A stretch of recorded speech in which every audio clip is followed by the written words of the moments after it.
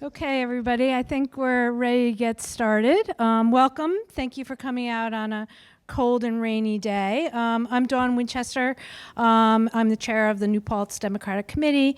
And on behalf of the committee and myself, we're really excited to have our New Paltz candidate forum tonight. We're going to have two, I think, really rich sections to it. We're going to speak with our supervisor candidates and then our legislator candidates. It should be really great. I want to first thank the Denison Theater. They have provided and furnished this space for us. They are a not-for-profit organization. Thank you, Tara, for kicking that off. Independent Cinema right here in the Hudson Valley on Wednesday, Friday, and Saturday, so please check them out. There's some refreshments available also at the concession stand. And now I'm going to turn to introduce our moderator, who we are so fortunate to have, Jane Schanberg. Jane has been here in New Paltz for 23 years, so she probably beats us all, except for maybe Tim. She is the two-term president of the Ulster County Democratic Women. She's been very involved in the New Paltz Democratic Committee in the past, as well as the Ulster County Committee. She has been involved in many of our important races, including Pat Ryan, Antonio Delgado, Dave Clegg, Jen Metzger, et cetera. She is a career journalist, so she'll be able to ask those hard questions. She spent a decade as the managing editor of the New York Daily News. And prior to that time, she worked at New York Magazine, New York Newsday, and Chicago Tribune, among others. The bit that I found the most fascinating about her is that her and her husband took a trip to Cambodia to write an article. And while there was essentially a military coup to overthrow the Khmer Rouge, or to throw the government.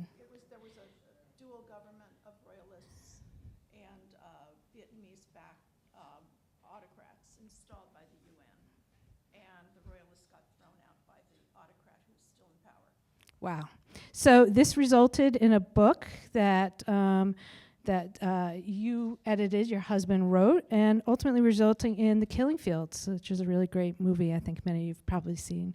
So I think any battles we'll hear tonight will pale in comparison. So now I'm going to turn over to Jane to get us going. Thank you.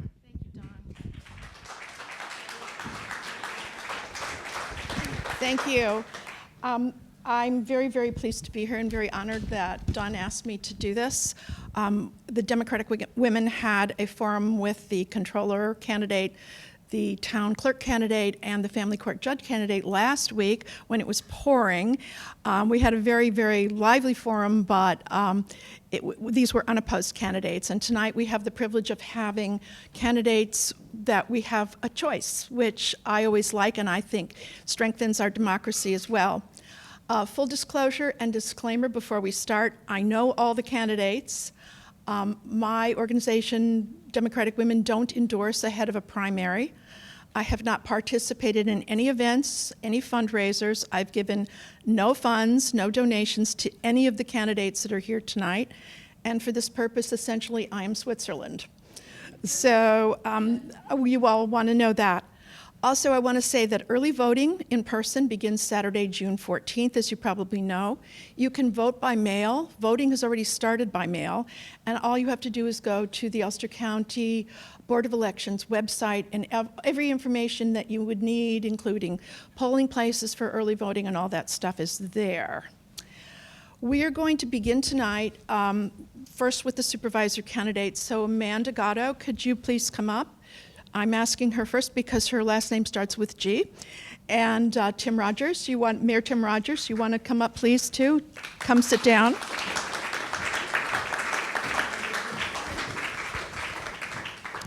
And I know this is a room of grown-ups, I can tell. And but we will be pretty formal, even though I know them, just for the sake of objectivity. So we're going to be asking them questions. They'll have 2 minutes for the opening. So Amanda will go first, Supervisor Gatto will go first, and then the mayor will go. And after that, we will have questions that I have, and then we'll wrap up. They'll give us a 1 minute each closing, and then we'll talk to the legislature candidates. After that, if you guys have questions from the audience, we will be taking them. All 4 candidates will be up here, and you can direct any question you have to anyone. So, Supervisor, would you like to start? And Matt Teglock here in the front row will be holding up a yellow for... Wait, where is he? He's right here in the center. He'll hold up a yellow plate for you to know to wrap up, and when he holds up a red plate, your time is up. And then the hook comes out. No, we don't have a hook. All right. Okay. Well, oh boy, that light's right in my eyes. Yeah, I am Amanda Gatto. I am your town supervisor, and I'm really happy to be here, and it's great to see all of you guys here too. Oh. Just wave it around. Okay. All right, is that better? Okay, you want me to say it again? I'm Amanda Gatto. I'm your town supervisor, and I'm really happy to be here, and I'm glad to see all of you here too. So how did it get started? Well, I love New Paltz, and I didn't just happen to be born here, grow up here, but it was a very deliberate, intentional decision to move here about 12 years ago. And why not? A small college town in a rural setting with amazing recreational resources and all kinds of music and art and restaurants and a blue municipality. You know, dream spot. So I intend to be here for the rest of my life. And I didn't just come here to live, though. I came to be involved. So we started off, going to town board meetings to see what's going on. What's happening in town? What are the government, what are the challenges? What are the folks talking about? And that led to getting involved as a volunteer on the town planning board, on the county planning board, as an election official, as a climate smart project manager for the village and the town of New Paltz, doing things like that.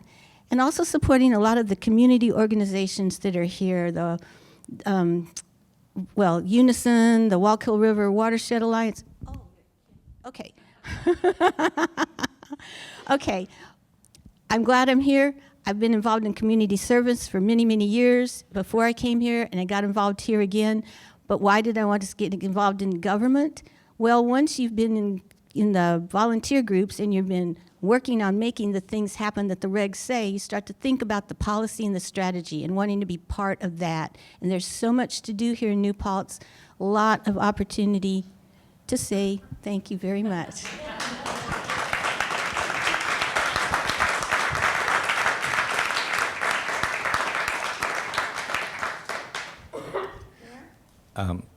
Good evening. My turn. My name is Tim Rogers. I'm Village of New Paltz mayor. I've served as mayor for the last 10 years.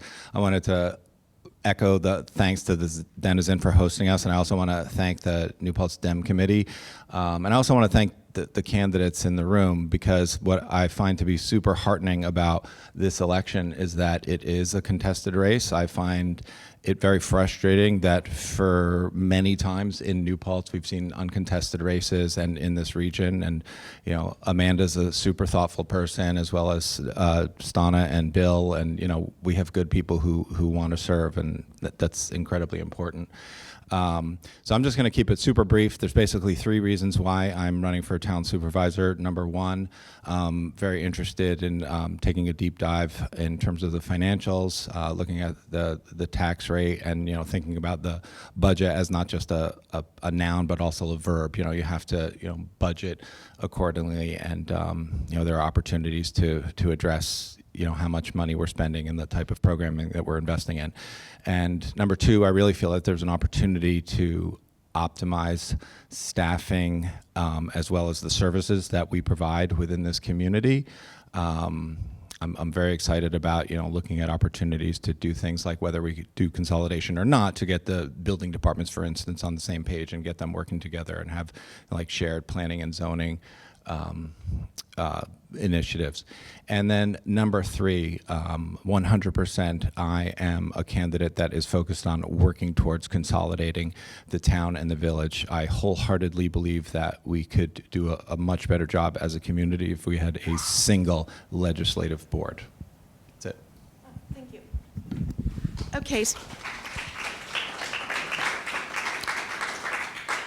From now on, please hold your applause after the questions, because it'll give us more time for more questions, okay? The town supervisor, just quickly, is both the CEO and the CFO of the town. The focuses are administration and finance. The duties include preparation of the budget, revenue collection, accounting, managing the payroll, and managing the purchases, securing grants, and revenue collection. Did I say that? Yes, it's twice. The town supervisor has the power to appoint and remove the director of finance. They represent the town in all matters fiscal. They preside over the town board on the administration side. They oversee the town departments, the staffing, and the running of the departments.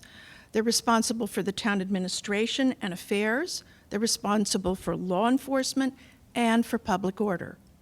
So the questions that we're going to be asking them, and I'm going to start with Mayor Rogers, are based on these duties.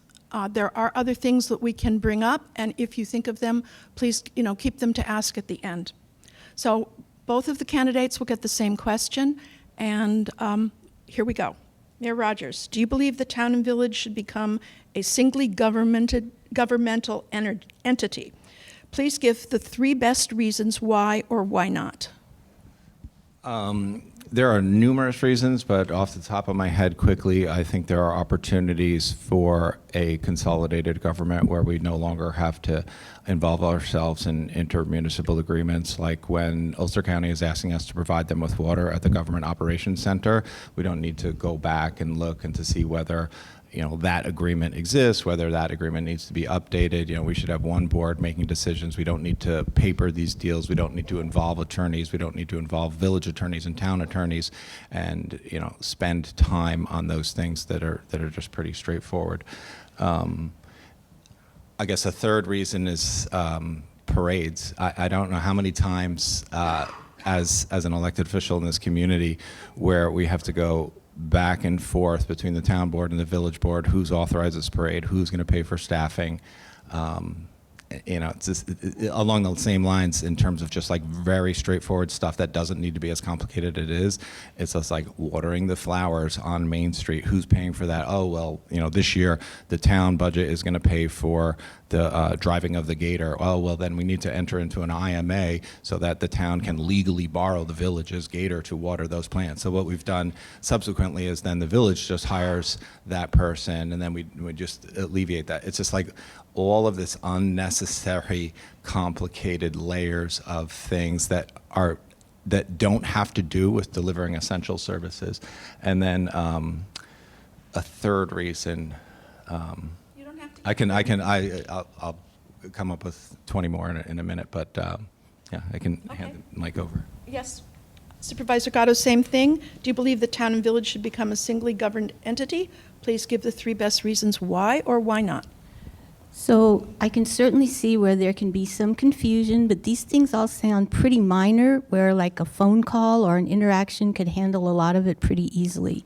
And there was a time when we were talking on Friday mornings and kind of getting some of those things out of the way.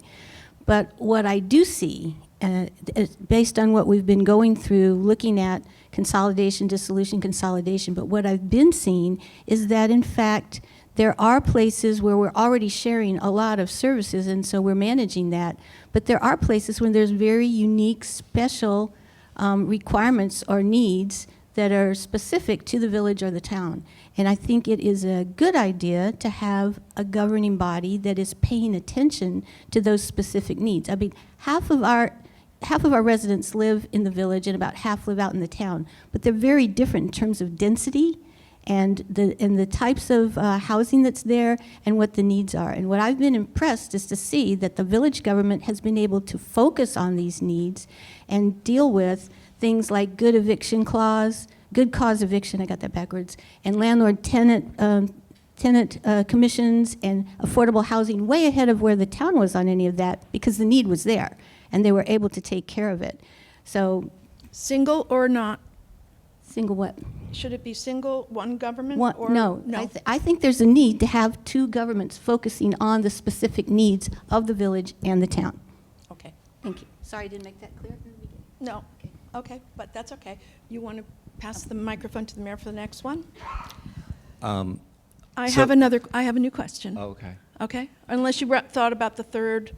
Did you come up with the third reason? Let me go to the next question. If you come up with it, you can stop me and give it. Okay? It's your show. Go, Jane.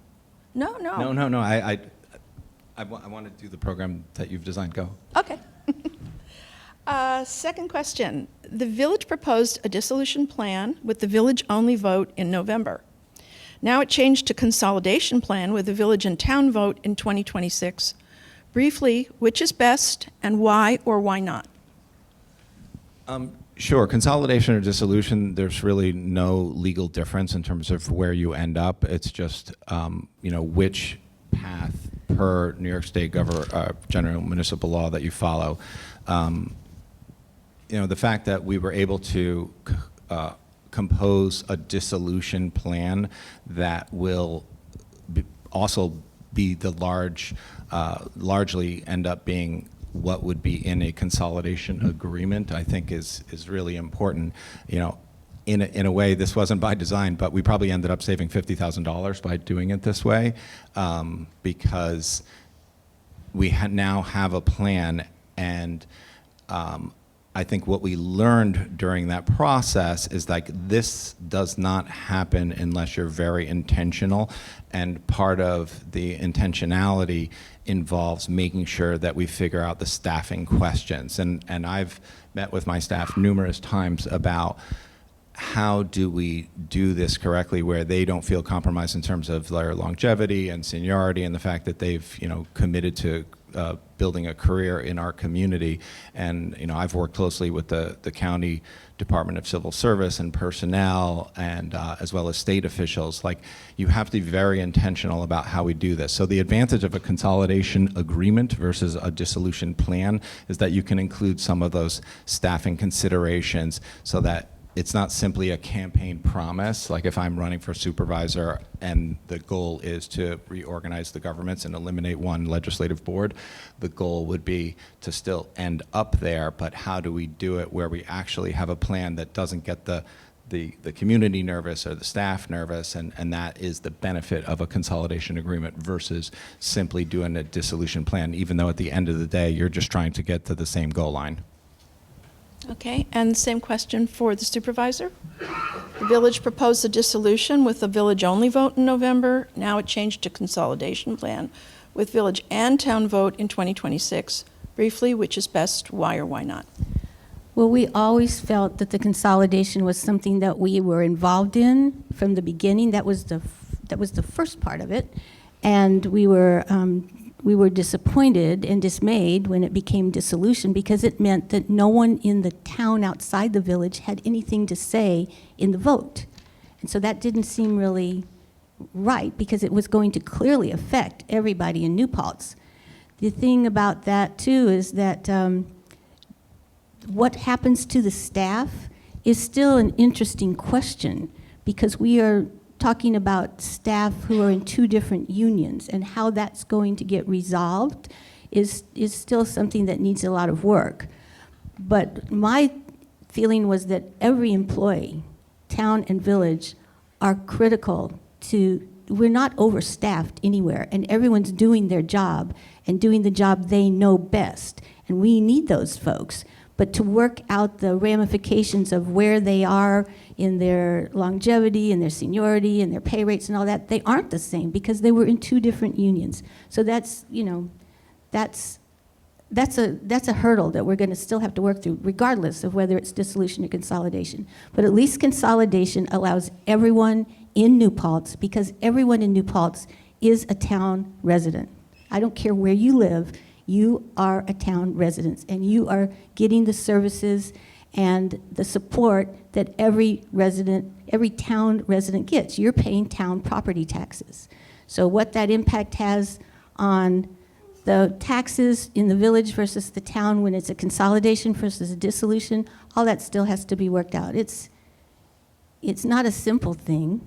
It's a major undertaking, especially for a place like New Paltz that has about half the population in the village and about half in the town outside the village, and different focuses and different priorities, and certainly some different needs. So I'm glad it's consolidation, because it doesn't mean that we've disenfranchised half of the residents. Thank you. I do have additional questions on consolidation, but I'm going to move on, and we can come back to them if we have time, because I don't want to just have this be about consolidation, although there were a lot of questions submitted for that, so we still have more to say. The most recent update to the New Paltz Comprehensive Master Plan was 23 years ago. What are the 3 most important changes needed now, and is the update urgent given the possibility of a major structural change in our government? Mayor, you want to take that? Sure. So I think what's interesting about comprehensive planning is it's not worth the paper that it's printed on unless you update the code as well. So I've actually gone before our town planning board and village planning board and quoted from either the village comp plan or the town comp plan and tried to make persuasive arguments because, well, it says it in the comp plan. It doesn't mean anything unless you actually take that comp plan as a guiding document and update the code. So, we could have done, a comp plan update years ago, like when I was a baby mayor and I organized a committee to figure out, what are the next steps? Could we put out an RFP into the universe and hire a planning firm to help us figure out a new comp plan? And the bids we got back were like $100,000, and we just hit pause on that. And that was $100,000 10 years ago. I think what is interesting about New Paltz is both the village and the town over the last 10 years have made important updates to zoning regulations. Like the town has made updates, in the area east of Jolin Road, and the village has made updates as far as zoning regulations in the NBR and the B2, where these are all updates that were made that speak to our community's values, and in terms of like we want corridors that are ped and bicycle friendly. We want to put density in the core of our community that can rely on municipal water and sewer, so then we can afford to continue to do things like protect open space, like our purchase of the Millbrook Preserve, and the fact that we're a host to Minnewaska and Mohonk Preserve. I think that's like the beauty and specialness of this community, is we really are walking the talk in terms of having density in the core of the community so you can protect and enjoy open space in the perimeter. Okay, Supervisor, most recent update was 23 years ago. What do we really need, the 3 things, if you want, or more, to do now with the comprehensive plan? So it's true, the officially adopted comprehensive plan was from the 90s. There was one done in, I think it was 2011. It was an update. There was some falling out with the contractor or something, so it never got officially adopted. But when you look at that document and you look at the one from 95, the core values from New Paltz haven't changed a lot. There's still a real significant desire to recognize and protect open space, agriculture, things like that.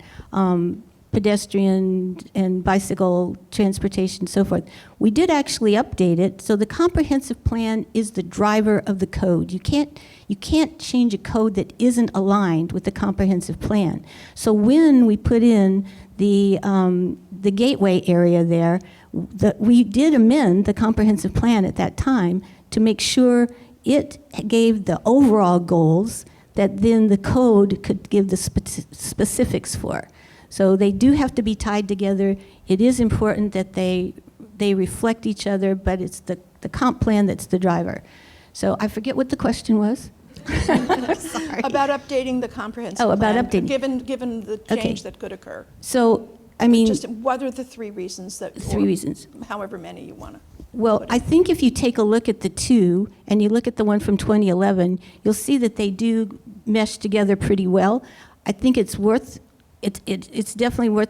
It's going to cost a lot of money, but it is a good thing to do it, because we are now looking at more how do we address the need for housing and the types of housing that, as much as we can fit into the village where it's dense and there's a lot of multi-family dwellings, how do we get to that transition point between the village and the town where we get into an area that can be more in between. It's not just big single-family houses on 1-acre lots or half-acre lots, but we get to something there where we've got a different kind of housing that's just not just what's in the village already, and so definitely not what's in the town already. And we Hold do on have to to do the that. okay. Hold on to the microphone, because the next one is going to start with you. We're going to move on to general governance. In 2023, the State Board of Elections moved local office elections to even years only. This means that if elected this year, you will only serve 3 years and run for election again in 2028 for a full 4-year term. Did you know about this? Yes, I did. Mayor, did you know about that? Okay, that's out of the way. I just found out about it today, so I wasn't sure that maybe I'm the last one to know. Well, there was an update today because there'd been an appeal. So That's yeah. right, because it had been come through, and it's going back. There is another appeal, and this Court of Appeals will hear it in September, so it could change, but it may not. And if it changes, that will be a full 2-year term for the legislative candidates, and a full 4-year term for town people, town electeds. Yeah. But isn't it the people right now who are running 2-year, they'll only get a 1 year because, yeah. Yeah, we'll go into that when they come up. Okay. The New Paltz School District has a current budget of $76,095,330, which includes for this year a 4.35% tax increase. New York State is the highest spender for K through 12 education at $35,012 per student per year. New Paltz spends $6,706 per student above the state average. School board did not have a full slate of candidates. There were write-ins, including Jimmy Carter and Dolly Parton. Given the default write-ins and the higher than state average spending, is it justified for the supervisor to step in and provide guidance to the school board, which is not usually the supervisor's job? And would you consider that?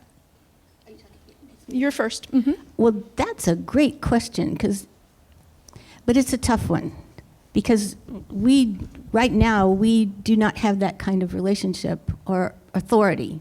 And I don't know what it would take to make it happen. If there needs to be some kind of law or something that would allow us to do that. But our budgets are separate. The taxes are collected at different times, and we have a cordial relationship with the superintendent. We go to school board meetings, we get involved as the members of the public do. But right now, it's I think that would be a really interesting thing to do, but I have to say I haven't given that one much thought, so sorry. The reason I was asking is because the supervisor is responsible for all fiscal matters in the town. And while, as you say, there's a separate school board and they, do this themselves, and the supervisor does not have that under them, it is something that, you are responsible for in general. So that's why that's why we were beg asking that question. That's a good that's an interesting interpretation of it, but I don't think it would actually come to pass just because of that interpretation. Okay. Mayor? Yeah, I would agree with Amanda. I don't know that there's like a whole lot of like teeth to how much influence we could have, but I think what we do try to do as elected officials is have a rapport. I think during my tenure as mayor, we've had 4 different superintendents. I've had a rapport with each one of them. Talk to them regularly as situations arise. We have monthly town gown meetings. It's the same thing with the university. I think it's really important that local government, that's what town gown is. It's town government as well as the local institution of higher education. So I think to serve this community well, you have to have that open line of communication. And when Neil was the town supervisor, and I'm sure it'd be the same thing if it was at that time of year when the university is going through their accreditation process and they're being interviewed by the university, and then they want to reach out to the town officials. The folks who do the accreditation were always very surprised by how familiar we were with each other, the fact that we have each other's cell phone numbers, in our phones, and you go to a lot of other college host communities, and that's not at all the case. I'm actually on I'm a committee member of the New York Conference of Mayors College Host Community Committee, and our situation is super unusual. The fact that we have, regular meetings and we know each other, and, if, Daryl Wheeler is, if I see something silly on campus, I text him immediately and, let him know about it. They asked us to be involved with their strategic planning that they're doing, that's coming up, which is, really important, because I think what they're trying to do in setting the goals for their campus and their programs, it's important to all of us, because those are the students that are going to come out and be the job force out in our community. And so, yeah. But that's not the same question. Let's see. So I started with you, Supervisor, so I'm going to start with Mayor. This is a question that was submitted as people came in, and since you mentioned the SUNY, what is going on with the new campus housing? Somebody in the audience wants to know. The new campus housing, maybe that's in relation to the proposed New Paltz apartments, so that would involve an annexation of land into the village. At least that's what is on the table currently. Why we continue to have two governments, and there's a public hearing that's required for the town board and the village board to meet jointly to hear from the public regarding this proposal or this request from the developer to be annexed into the village. But it's a 250 unit project with probably 500 or 600 total bedrooms. The project will be marketed primarily to college students. I'm a big proponent of being mindful of the filtering theory or the migration theory, where you can be a little bit agnostic about how housing is being marketed. Like if you're a pro-housing community like New Paltz is, both the town and the village, per what's required from our governor, that you need a net increase in housing if we're going to reach any of these state goals in terms of making sure that housing supply is being added to. But that's basically what's being considered at this moment right now. And I think it's also really important that New Paltz has a thriving, healthy university. It's incredibly important if we want to continue to enjoy the community that we all appreciate. Supervisor? So I assume this is also, this question is about the off-campus housing, the project that's out there. Okay. So yes, there is a hearing on June 5th for the public to come and tell us, the two boards, so we will be jointly there, like one board, we'll be getting all the information at the same time about what the thoughts are about the annexation and how it impacts the public benefit, whether it, either way. We need to hear that from the public. And so I am trying to stay just open-minded about the whole thing until we get into this process. But it's already been going on for years. I think since 21, when they first kind of came before the boards and started the discussion. And there's been quite a bit of work done as far as the SEQR, the State Environmental Quality Review of the project. It's very complicated. There's not just an annexation, there's a subdivision, there's a zoning change, there's a site plan, there's a special use, it's got a lot of parts to it. So it's a very big and complex project, and it will definitely affect everybody in New Paltz. It'll have an outcome that will be important for the campus, but it'll be important for all of us too. Okay, hold on to the microphone. This next question is submitted, and I'm just going to read it. This is not a question that I framed. I'm just going to read it exactly as submitted, and I'm going to ask everybody to please be patient. Okay. Recently, an anti-Zionist, anti-Semitic event was moved from the library to Village Hall. This group who denies anti-Semitism is making New Paltz feel like a dangerous place for Jews. What are you going to do to protect the Jewish population in New Paltz? That's an excellent question, and this is not a new question either. This has been going on for quite a while. And I took an oath to uphold the Constitution of the United States and the state of New York, which means freedom of speech is protected here. But I think we have to remember as a community that these are our neighbors too, and hateful words hurt people and make them feel unsafe. So it's one thing to state what you need to say, but to remember who you're talking to and who you're talking about. Yeah. Mayor? Yeah, I appreciate the word that Amanda just used in terms of neighbors and being neighborly. It's like, as elected officials, we swore, we swore in an oath to uphold the U.S. Constitution, which involves the right to gather, the right to free speech, and I've circulated my thoughts on this topic because we do meet with community members, both who are out in front of the library protesting as well as the counter protests, and I would strongly echo exactly the sentiment that Amanda was highlighting, in that we need to be as neighborly as possible. And I mean, personally, I want people to be critical of war, but I also think it's really important that we don't commingle frustrations about Israel and war with Judaism. The two concepts, should not be commingled, and it's disturbing when it feels like those lines are blurred. Hold on to the mic, would you? Yeah. Nobody should feel unsafe. That's just not right. In New Paltz especially, but no one should feel unsafe. So we're down to our last 3 minutes. So here's the elevator pitch. You can start it, Mayor. In 30 seconds, why should somebody vote for you?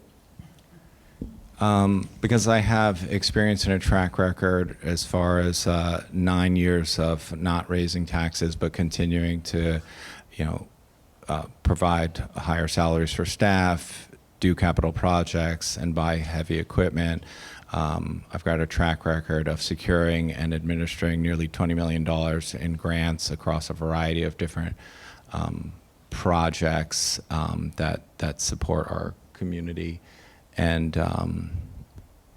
Okay, and- transfer? Oh, sorry, that was 30 seconds. You'll get another minute. Go ahead, Supervisor. Well, I'm doing the job now, and I've learned really quickly just what it involves. And it's not simple, and there's a lot of stuff that's administrative and mundane, but there's a lot of challenges too. And I think that I bring the skill set that helps me do that job and do it well, and can continue to. And I've started some projects that I want to see through. I'm finishing some projects that other people started. That hasn't been easy either. But I'm your supervisor now, and I want to be your supervisor going forward. Thank you. Okay, you have another minute now To to say wrap it something up. really good? And Okay. I'm sorry we have more questions, but we're out of time. Oh my It's been gosh. very, Okay. yeah, you've used it well. Okay, so, So go ahead for your minute, and then Matt will signal you, and then the mayor can wrap it up. okay. Well, like I said again, I love New Paltz. I think this is an amazing place to live. I want to make sure it stays an amazing place to live, that it's vital, that it's inclusive, that it's fiscally sound. Those things are all really important. And there are differences in how we accomplish what we need to do, for sure, because we have different jobs right now. So I think all I can say is that I'm very happy to be here. I thank you all for coming. I thank you for the questions, and I look for your vote on June 24th. Mayor? Yeah, I enjoy this work. I curiously enjoy the fact that every day is different, and then sometimes I'm a little frustrated, but the to-do list never gets shorter. We just add to it every day. Even when you knock something off the to-do list, you probably add 2 more things on a daily basis. But I like this work. I like the problem-solving nature of it. I like the idea that we're serving our community, that I'm modeling for my kids. And then I also feel that, I bring a financial background that I will enjoy applying to this community, that I think, would help a great deal at this point, after, we've seen some very significant tax increases. And I think there are, I think there are some solid reasons as to why, and we can certainly talk about it and go line by line, because when it is my birthday, those are the days that I sit in my office and I work on spreadsheets, because that's my treat. So thank you for allowing me to work on a job that I enjoy. Thank you both very, very much. And if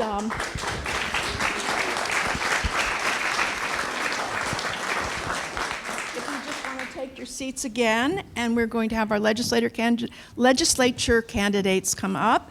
But don't go away, because you'll come back. And then if you have something to talk about, you're here, so you can also ask questions. Pardon me? I have a bunch more, though, if we're short of questions. Would the two, please? Great, come on up. Take a seat.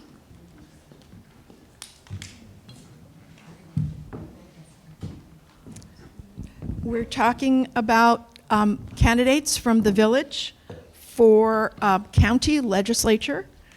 There are 23 districts in Ulster County that are apportioned by population, and New Paltz has 2 based on our population.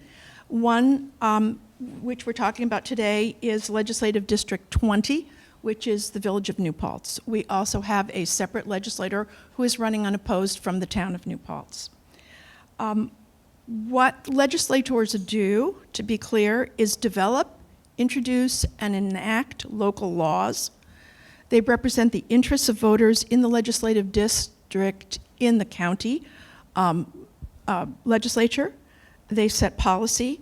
They review contracts that the county makes. They help shape county governance. And they also supervise charter revisions. The charter is the basis on which this county runs. It's the rules and regulations for the running of the county. And it was put in about, 15, 18 years ago to have a county executive and the legislator as the 2 main bodies. So I would like to introduce Stana Weisbird, who's a village trustee, and William Wheeler Murray, who's called Bill Murray. And Trustee Murray, do you want to start, since you have the introduce yourself? Hi. That you have 2 minutes. 2 minutes. 2 minutes. Wow, you give me a microphone in only 2 minutes. So, hi, I'm Bill Murray. I grew up in New York State. I grew up in Binghamton, New York. I've been a lifelong resident of the state. I've moved around a little bit. I lived in Chicago. I've lived in New Haven. I've lived in Milwaukee. I've seen how different governments have operated. I've lived in New Paltz for 21 years, maybe a little bit more. I've raised 3 kids through our New Paltz school district, and all 3 are, all 3 are in college. 2 are graduating. I have twin girls and a young boy by the name of Henry, who's sitting in front of me. We've really enjoyed living in New Paltz. We're very, very thankful that we fall in New Paltz. Which brings me to why I'm sitting on this stage. I believe that everyone who has the great benefit of living in a community should get involved in their community. And I remember one of my first involvements in village government was, I believe Tim Rogers was looking for somebody to look at the code, and I said, hey, I can look at the code, and we formed a code review group of about 6 people, and that really gave me an introduction to village life from a technical perspective. In any case, I've worked in the performing arts for 40 years, basically performing arts in the theater, music, dance, all cross-cultural, all very edgy stuff, testing the boundaries of what's being presented culturally, and this is my 8th year as a village trustee, elected twice. I'm a member of the Ulster County Planning Board, been a planning board member for 9 years, and that's a real window to the world of what's happening around the county.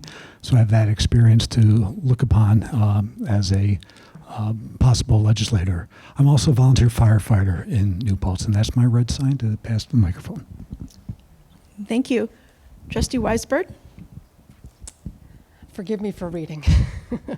Good evening, everyone. My name is Stana Weisbird, and I'm running to be your legislator. I'm not just a candidate. I'm your neighbor, a dedicated public servant, and a passionate caregiver deeply invested in the future of our community. My career has been centered on healing first individual bodies as a massage therapist, doula, and nurse, and now healing systems that impact us all. Systemic harm affects everyone, and I believe my experience in both healthcare and local government uniquely positions me to address these challenges. As a trustee of the village, I've already been working hard for the common good. I've liaised with the zoning board, police commission, school board, among others, tackling issues from emergency preparedness to preserving our precious green spaces like the Millbrook Preserve. But I want to do more, and that's why I'm running for legislature. We can see clearly what isn't working, so how can we change it? Affordable housing. We need real solutions that address the needs of everyone, from those facing housing insecurity to working families struggling to become homeowners. We need to tap into resources that keep our workforce here and stop homelessness before it starts. SUNY grads should be able to choose to stay here, and families should be able to stay. Economic opportunity and development, especially in the green economy. Let's create sustainable, thriving wage jobs right here in Ulster County. Green manufacturing, support for startups and cottage industries are crucial to stabilize people's fragile hold. We must do all we can to help small businesses, creatives, and local farms thrive, and to encourage new jobs, including in the tech sector, doing all we can to entice them to call Ulster County home. And addressing health inequity. As a nurse and a mother, I'm keenly aware that Ulster County is a medical and mental health care desert. We must increase access. I will work with county agencies and others to bring creative solutions. I'm ready to bring my experience, passion, and commitment to justice to the Ulster County Legislature. I'm not afraid to have hard conversations, to challenge the status quo, and to work collaboratively to find innovative solutions. I'm asking for your support so we can build a stronger, more equitable, and more sustainable community together. Okay, hold on to the microphone if you would, Trustee Weisbert. Here come the questions. A major responsibility as a legislator is reviewing the county budget and reviewing county contracts. What 3 specific skills do you bring to this important process? Okay, well, as a trustee of the village, I've already done this work. I have a great attention to detail, and I believe very keenly in fiscal responsibility. I think the fact that number one in my mind is making sure that those of us with the least are being taken care of first is a great skill to have, a great way to be coming to these things. Another skill. This is for budget and contracts. For budget and contracts. Specifically. Okay. I was not expecting this question. I think also, I am a great listener, and I think when it comes to, I know, for instance, that, the county legislature has to work on contracts with the unions of the county workers, and I'm a very strong proponent of unions, and I believe that everybody in the county should make a living wage and a thriving wage if possible. So I think, my ability to listen, look really hard at the numbers, and be as fair as possible. Very good. Could you Trustee Murray? Yeah, could you repeat the question? Do you want me to repeat? Yes, sure. thank you. A major responsibility as a legislator is reviewing the county budget and reviewing county contracts. What 3 specific skills do you bring to this important process? Very good question. I think my skills have been honed as someone who's worked in the performing arts or the arts for 40 years, where you make you get a lot, you create a lot from nothing. I've learned how to take a budget, how to stretch that budget, how to get a deliverable project on the board. But more importantly, I think I've been a member of the Ulster County Planning Board, as I mentioned, for 9 years, and I've seen these budgets go through, and I followed them quite well, as much as a planning board member can do.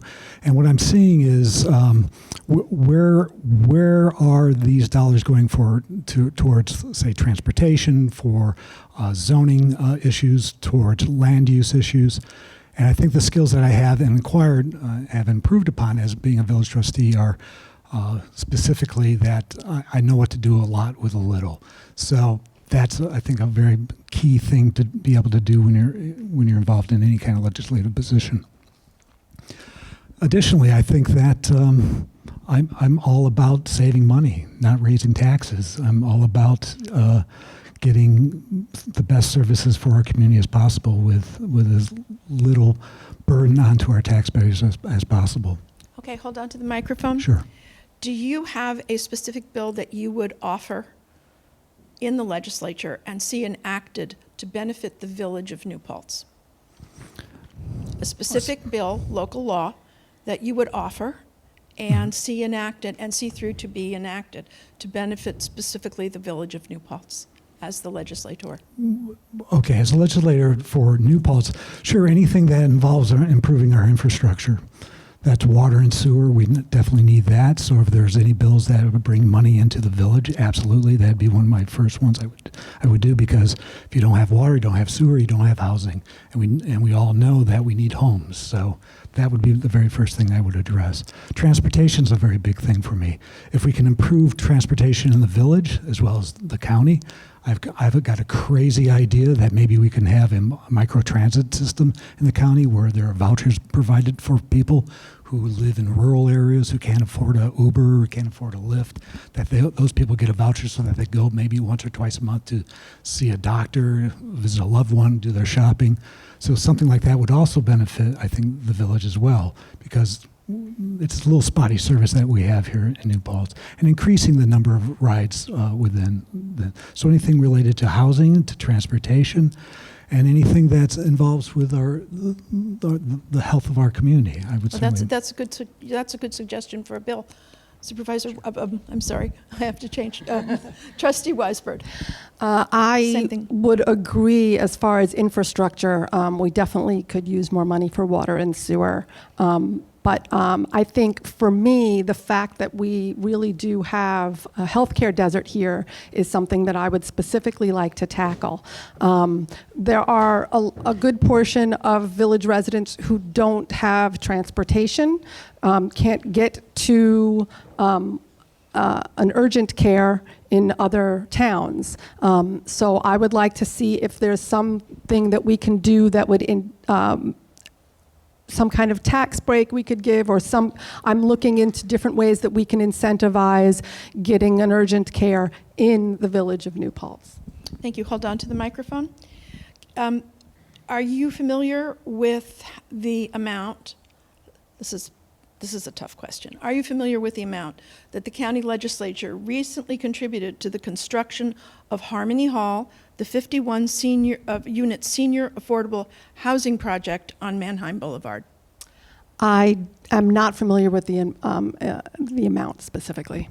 Are you? the exact figure. No, I'm not. You're not? Sure. Okay. It was, I have it here. Yeah. It was $300,000. Okay. Okay. Yes, the county just gave that, so that's a good one. Hold on to the microphone, please, Trustee Murray. What legislation proposed and enacted by the current or former village legislator do you most admire?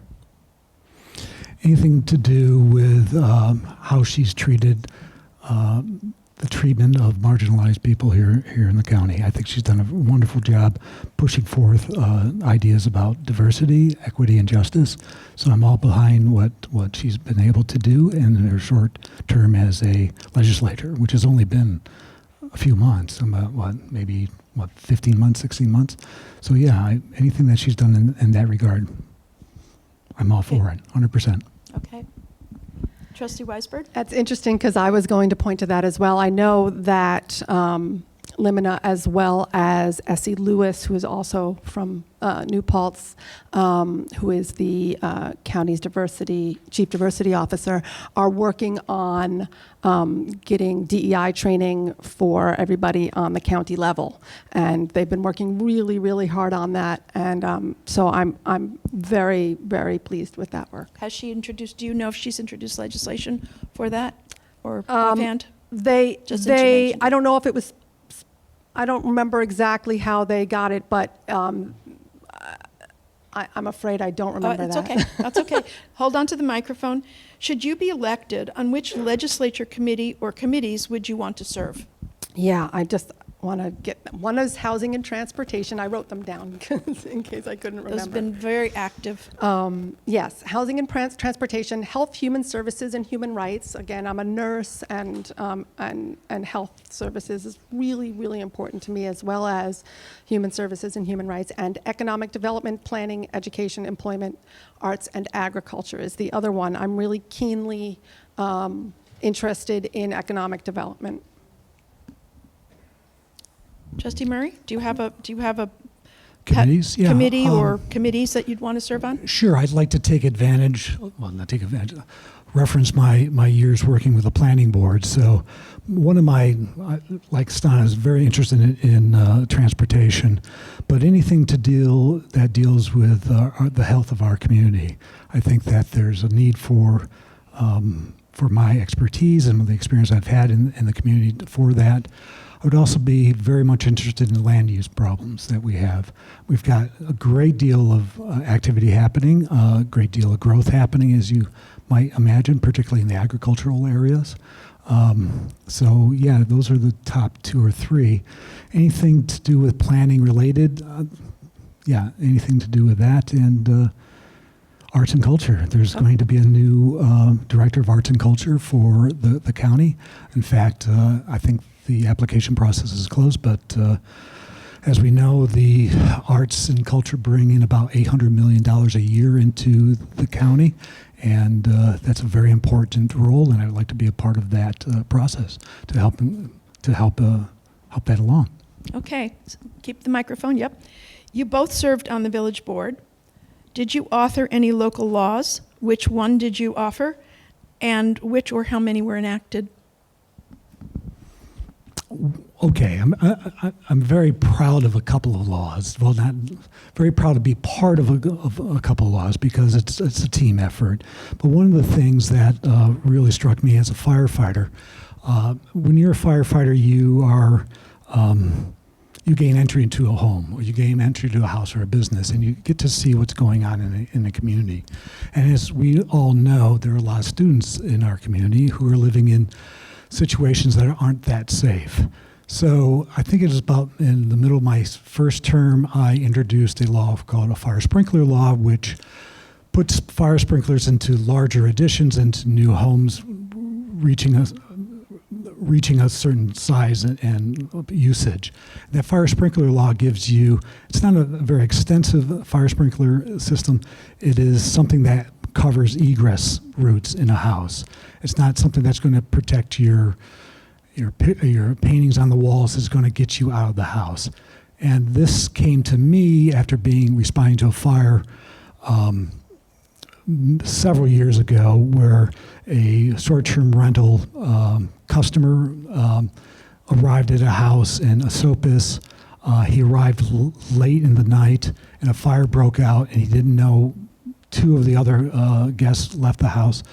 Unfortunately, he didn't know the exit route, and he perished in that fire, and there were no fire sprinklers in that. So that really triggered me and triggered a number of other people, including the mayor. He heard the story and was behind this all the way, and that I'm very proud of. So that would be the top law, but I've contributed to other laws as well. So thank Okay. you.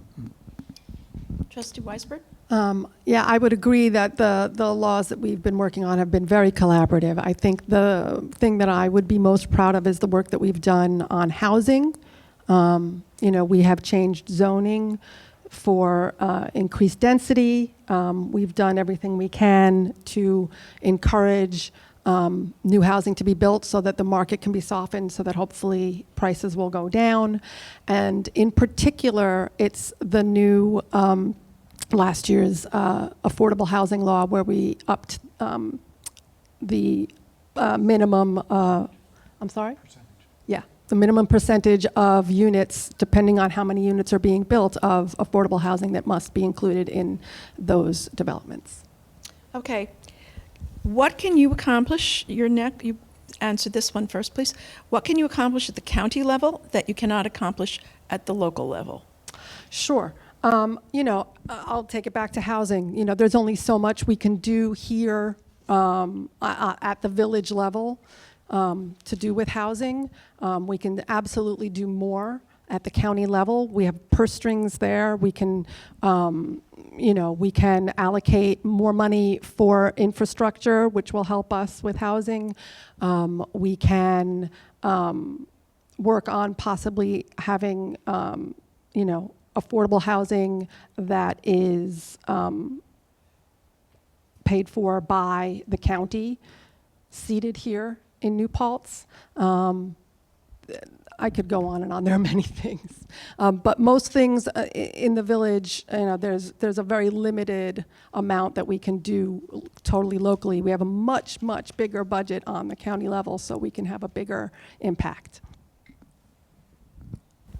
Sorry, can you repeat the question? Yes, what can you accomplish at the county level that you cannot accomplish at the local village level? Well, you would be dealing with county-wide issues, first of all. So, yeah, as I mentioned earlier, transportation. There are areas in this county. A few years ago during COVID, I volunteered for 2 years giving vaccinations to people in their homes, those that are homebound. And I got to travel with a nurse through various parts of the county. Roads I've never even heard of, Hardenberg, down very far south. And we live in a very rural community. This is a very urban setting that we live in New Paltz. And what I saw there is, we have people who have real needs, real solid needs that you don't see here in New Paltz. People are living in poverty. They're having difficulties holding down a job, supporting a family.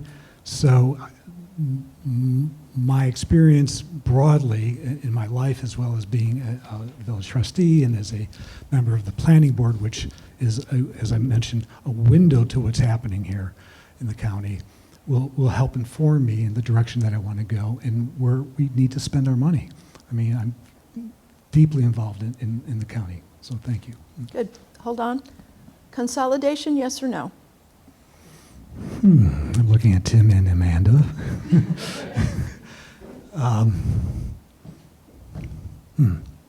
Tim has pointed out some really good things about this, and also and Amanda. I like when I was canvassing signatures for my petitions, I heard from a lot of people in the village, and what I was hearing is, why is the village only voting this? Because I have friends in the town who would like to vote on this. So I think this next step that's being suggested, where we're bringing in town voters to decide, is key. So I would say at this point in time, because it looks like dissolution is off the table, it would be consolidation, because I do see the benefits to it. And having a single-minded governing body is helpful, and I think that there's a lot to be gained for us in terms of taxing and services, and I think it would be welcome. However, I do know that there's people hold on in the village of being village people. I'm one of them. I'm a village person, and I like that identity. I like being able to say, I live in the village of New Paltz. I don't know if I really want to say New Paltz. It seems a little, not quite specific enough. But you're a yes? Are you a yes, no, or maybe? I'm a yes, Okay. Jane. Trustee Weisberg? I am also a yes. I also agree that we need, I much prefer a consolidation. I would like everybody in the town to have a chance to vote on this. I did get a note saying that, yes, Limina did sponsor a resolution that passed last October for DEI training for county elected officials, and they held 2 trainings at the end of April. Okay. What is your approach to building consensus in the legislature where you would need support of others to enact legislation? Well, I have been attending the legislative meetings for months now, and I have been building relationships with many of the legislators there. I'm attempting to get to know as many of them as I possibly can. For me, a couple of things. One thing is key is listening and keeping an open mind, and finding some common ground with people, even when you disagree, so that you can find creative solutions together. I think when you're able to listen and find common ground, you can be a lot more persuasive with those you're working with. And I really do very much look forward to working with these colleagues. I've become friendly with several already, and those relationships, I think, are really going to pay off once, if I get elected. Trustee Murray? What is your approach to building consensus in the legislature where you need the support of others to enact legislation? Well, building consensus in anything is personality based, and I think that I possess a personality that listens carefully to people. I'm open to suggestions, ready to compromise. I think that's how you are able to push things through. I mentioned I worked in performing arts. If anyone's ever worked with a theater group, an opera group, a dance group, an orchestra, a symphony, you'll learn how to work with people. You really do. So, as Donna said, listening is a very, very good skill to have, but also being able to negotiate what's being said. I think that's key to building any kind of relationship, whether a personal one or a professional one. And several years ago, someone said to me that when I was applying for a job, he said, look, people want to hire you. They want to hire you, the person that they want to work with. And I think I offer that to a certain degree, if I may be so bold. Okay, hold on to the microphone. We're at the elevator pitch. 30 seconds. Why should someone vote for you? Okay. 30 seconds or less. All right. So I talked about being in the arts and being a trustee for elected twice. I'm the Ulster County Democratic Committee endorsed candidate for the position. I think my elevator speech would be, I've seen a lot, probably more than anybody here in this room in terms of being a firefighter and being a certified New York State interior firefighter. I get to go inside and see what's happening, particularly on someone's perhaps the worst day of their lives. And I think that's taught me a lot in what I can offer in 30 seconds.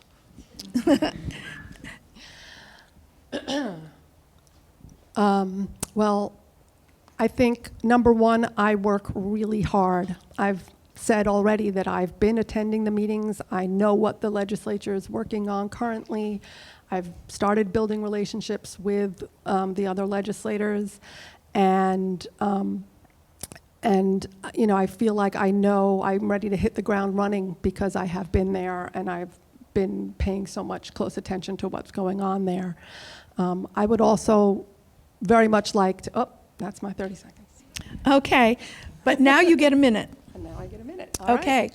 So to build on that, I would very much like to get together with as many of the constituents as possible to hear about what they would like and what they feel like we need here in New Paltz.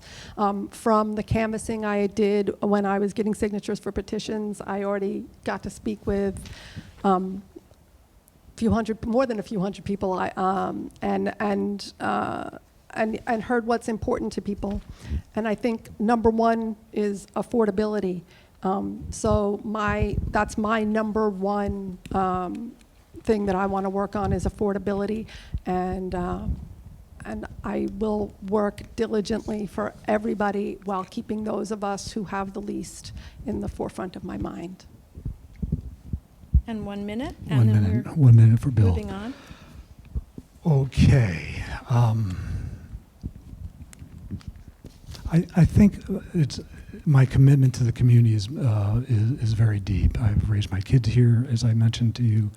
My first involvement with the village was with Jason West when he was doing same-sex marriages. I had just moved to New Paltz, and I called him up. I said, "Hey, do you need some help?" So I went down and met Jason West and spent 2 or 3 days with him and getting the same-sex marriage word out to the public at large, and that was a very interesting and rewarding experience. I'm very proud of that, and as I've mentioned, I think my commitment to the community is evident in that I'll get up at 3 o'clock in the morning to help somebody on the worst day of their life. Thank you very much. Why don't you stay put, and then we're going to go to the next segment. Come on up. I'm going to step, if you would just bring up one chair, I'm going to step down and let you all be up here. If I can not fall off the stage here. Yeah, okay, thank you. Let me just get around this because it's very, there's no baby bumpers there. Okay. And Grandma doesn't want to fall. You got it? Okay, let me move this over for you, Amanda. Thank you, ma'am.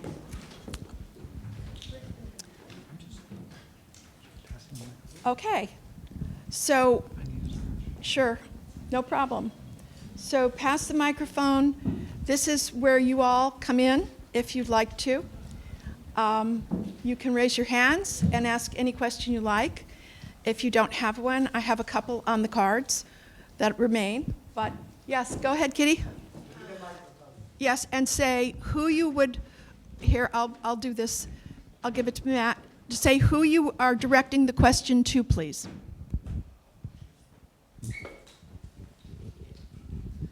Hi, thank you all for sticking your necks out for our community. There's been a lot of talk about infrastructure, and we currently send all of our sludge to Seneca Meadows, which is required by Ulster County. And ironically, all of our meetings open up with an acknowledgement that we're on indigenous lands, and yet that's where we're sending our wastewater sludge to Seneca Meadows. Yesterday, Ulster County started to talk about siting a new landfill because we create so much garbage. So what is the plan? We keep talking about asking for more money for infrastructure. What is the plan when we get that money to reduce the amount of sludge and waste, or is there a way to find a plan? And who's the question for? I guess that's for the legislators, because it is the county that is required to send the sludge to Seneca Meadows and is looking for a new landfill. Well, I don't know of a plan, but I do believe that we should be working on one. I know that in the legislative meetings that I've been attending, there's been a lot of talk about this. There are all kinds of ways to reduce waste and to deal with waste in more green ways. I think we need, I'm waiting to hear more about, they were doing some studies on the county level on this. I'm waiting to hear what they come up with that, because they're talking about whether or not to site a new landfill in Wawarsing, I think. And so, what I would like to do is look into the science, look into what the newest technologies are, and see how the county can incentivize reducing waste in all the ways. I'm unaware of a plan to. Is this on? Sorry. I'm unaware of a plan from the county on what to do with sludge or garbage, which is a huge issue. I am aware that there is talk at the county legislature level to start an incineration process. And this incineration process is completely ridiculous. But then again, if there's ever a NIMBY thing happening in our world, is what to do with our garbage. So what do we do with the garbage? I mean, if anyone's got the silver bullet, I'd love to hear it. I do know that there are certainly technologies that can deal with garbage and sludge in ways that are more environmentally friendly, but they're not 100% there yet. So, but to answer your question, we need to do something about it, and I would support anything that helps move that along off of the lands that you mentioned. But again, where are we putting this stuff? I mean, it's just a shame, but that's where we are. Hold on. You might want to go to the Rosendale forum, which is coming up, and on Facebook there's a notice of that. Manager Green, who really knows his stuff, and Lindsay Grossman, who's very smart, and then there's another person running. I'm sure this sludge issue will be easily answered at the Rosendale forum. So if you want to do that. Can I chime in on garbage? So sludge is just one teeny piece of the garbage puzzle. and this is not a new question and a new question at the county level or at the local municipal level.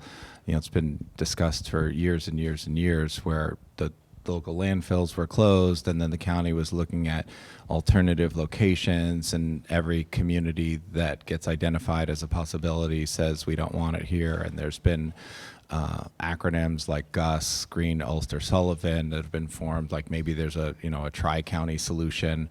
Amanda and I were just talking about this as we both were at the Supervisors and Mayors Association meeting on Tuesday morning, and our group was talking about it. It's an ongoing agenda item every time our association meets, where we talk about UCRA. And one of the pieces that was suggested is that this most likely has to be identified and addressed at the state level. Like it's probably a bigger challenge than for individual counties to figure out. You know, it's a 500-mile round trip to Seneca Falls. Okay, another question? Yes. You, gentlemen? Hello. My question is for Mayor Tim Rogers. Back in February, you were interviewed by the Oracle, and you stated that regarding whether you won or not in the Democratic primary, you may or may not pull the plug on dissolution. I was curious, do you still keep the stance now let's move to consolidation, and why or why not? Because I've clearly stated that I'm pro-government reorg, dissolution, consolidation, integration, and it will require a lot of intentional effort. It will not happen organically. It has to happen intentionally. And that's why I'm trying to be super crystal clear that it's something that I'm passionate about working on. I have not, received that same feeling from, the current members of the town board. I think even Amanda said tonight that she's comfortable with the idea of continue with two governments. So, yeah, it wouldn't. I don't think it would make sense or even be possible to proceed if I was doing it unilaterally, but I was also not representing our townwide community as town supervisor. I'd just like to say that what comes out of this exercise may point out places where there are opportunities to do things more efficiently and more streamlined. I'm wholeheartedly in support of that. I just don't know that we necessarily need to lose the benefit we have right now by having representation specifically for the village, because they have very specific needs that the town isn't taking care of. But the town is taking care of so much for everyone now. We've got one police department. That's already been taken care of. We've got one ambulance squad. That's already been taken care of. We've got one library. We've got one dog catcher. We've taken care of a lot of it already. What we're getting down to is some nitty-gritty stuff. If we have two building departments, the work doesn't go away if we make them one. But they can work, can they collaborate and use one printer? Okay, fine. Can we work better together if we're all in one municipal building? I absolutely believe in that. But I don't know that we can necessarily do the best job by having one entity looking out for all of the special needs that are New Paltz, because half the population lives in the village, and they've got very different needs and different requirements, from zoning to social needs, the free food fridge, all these other things they're doing because their population is what it is, and those folks need stuff. Only 27% of the residences in the village are owner-occupied. There's lots and lots of rentals and lots of transient rentals, not long-term rentals. So it needs to be taken care of. It needs to be taken care of properly. I think Tim's doing a great job. I think the village trustees do a wonderful job doing that. That's all. Okay. Yeah, my name is Adele Ruger, long-time resident, over 50 years in the village, so AKA I am a village person. My concern is that the village is getting larger, not just larger in population, which I'm not against, but it's getting larger. Can you hear me now? Yeah. It's getting larger. It's spreading out. So we now have Woodland Ponds, which is not close to the nucleus of the village, as part of the village. And now we're looking at New Paltz Apartments, which is also not part of the nucleus of the village. So my question for you, Tim, is can't New Paltz Apartments stay in the town and still get the water and sewer that it needs? Why does it have to be annexed to the village? The village has just different needs, and making New Paltz Apartments part of the village, having those people vote if there's no dissolution or no of the village, having those people vote on things that really relate more to the people in the village are a concern to me and many people that already live in the village. So the petition to annex is from the developer, and the developer wants municipal water and sewer. So when you're a municipal water and sewer user outside the village, you pay more. So of course the developer would want to be annexed into the village to save money on water and sewer. And also, you know, I appreciate that it is south of the village, but the property is contiguous with the village, and it's by design. Like, the idea is that it's a property that's being marketed to college students, and you know, when both Neil and I were approached by the developer, the first thing we said to him, like, this may or may not be a good idea, but unless there's you know, a way for people who are occupying that property to either, you know, cycle or walk to campus and make sure that experience feels safe, like it, you know, it otherwise it's just like a satellite siloed property external to the village. So I think the idea is what they are modeling and looking to develop is something that is contiguous and then fits with the existing concept of having density in the core of your community. Yep. I would like to first just thank Denison Theater. We are wrapping up. We're running out of time here. So we will take one more question. Encourage everybody, if you can, you know, they graciously gave us this space. Purchase something on the way out. Tip your server, as always. I think we had a question up front here. We will be hosting an after party at Cronin Theater down here on Water Street. You can ask the candidates there if they're available, or talk with us. We'll all be there as well. I am Janelle Piotr, former Climate Smart Coordinator, still involved with the task force. And both the town and the village separately got their bronze certification some years ago. And one of the next key steps for, in this case, I'm going to say the town to do, is to pass a climate action plan. And so my question to both Amanda and to Tim, what would be your vision of what key things should be part of a town climate action plan?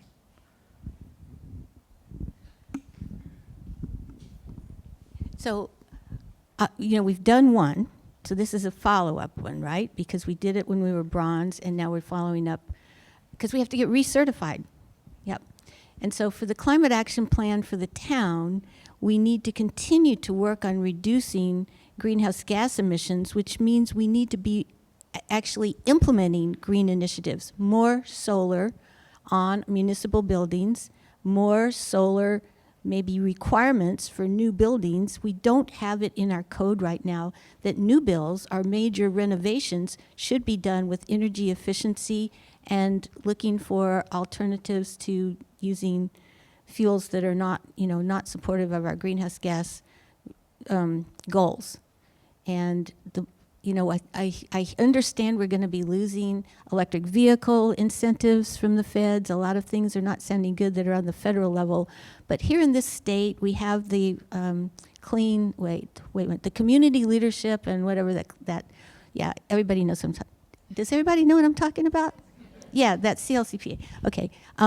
And so hopefully the state will continue to support that and support us in our goals. I know I've been working with Amanda Jo. She is bound and determined that we are going to be one of the leaders. Ulster County, New Paltz and Ulster County will be a leader in getting in an energy corridor and bringing in solar projects that tie into Central Hudson, support the whole community. And there are places we've identified that can do that. So we need to build that into our climate action plan and have support on our local level as well.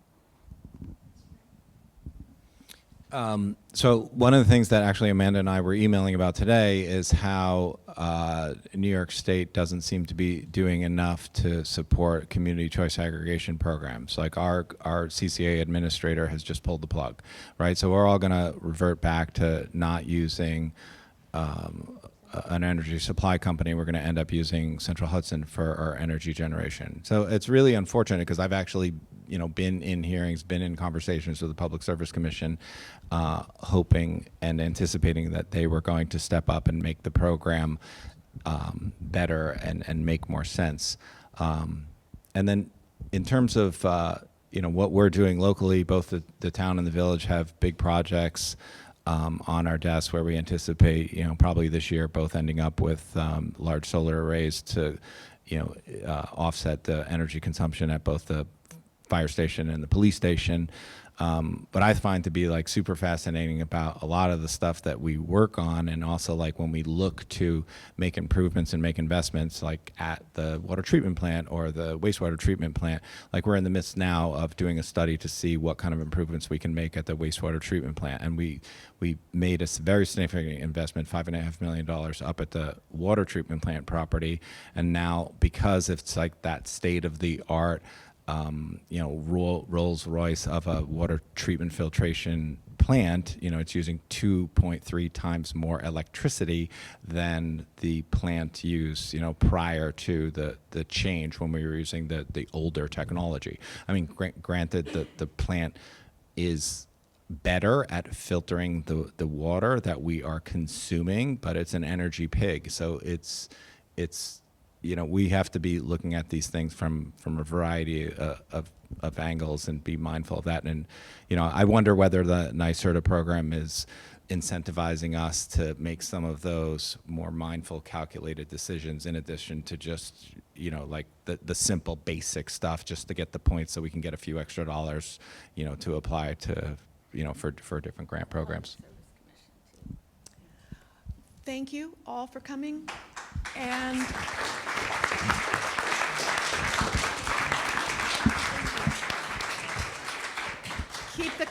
my apologies to anybody that wanted to ask a question. The timekeeper here is very strict. And if you want to keep the conversation going, go on to the Cronin Gallery and have something to drink and enjoy yourselves. Thank you.